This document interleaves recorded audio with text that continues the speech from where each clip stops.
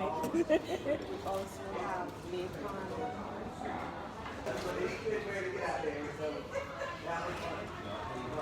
Something good gonna happen in this year. Hey Bionics, so just a disclaimer. This is actually not the big news that I want to share with you guys, but I think this news is just as exciting. So there's a few firsts for me.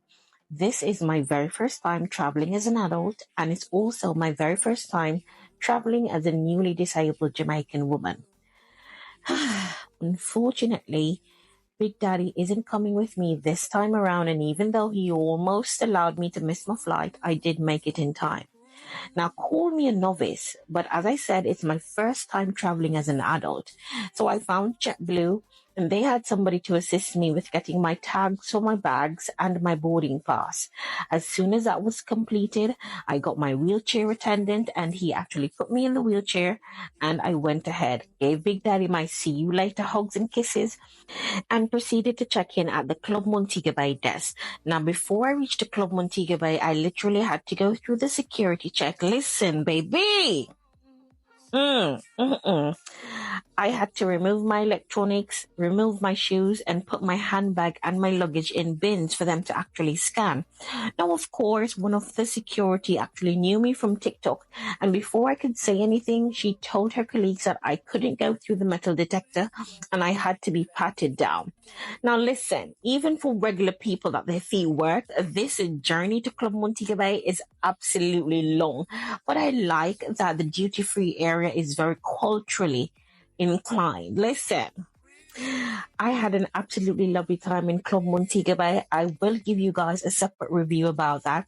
Now, I was in Club Montego Bay for an hour or two. As I said, absolutely loved my experience. My wheelchair attendant came for me about 10 to 15 minutes before my flight actually boarded, and ensure that I joined the long line because on this day of flying, there were quite a number of persons that were requiring wheelchair assistance. Now, it was in this moment that I actually got nervous because, okay, you're actually going on an airplane. But what I loved, one, I did get my window seat, and two, I had nobody in my row. Look at that. Yes. So they did the normal thing that we normally see on the telly, explain to us what we need to do if the plane crashes, all that jazz. The takeoff was absolutely breathtaking because as I was videoing, I literally got another perspective of how beautiful Jamaica is. Now, I had my in-flight snacks that was free.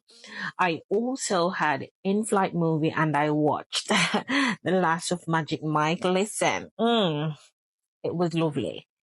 It was absolutely lovely. Now, even though I was a little bit scared because I did go through a lot of turbulence on my ride, my trip actually lasted about 3 hours. You would think 3 hours was long, but by the time I finished watching the movie, I was almost landing.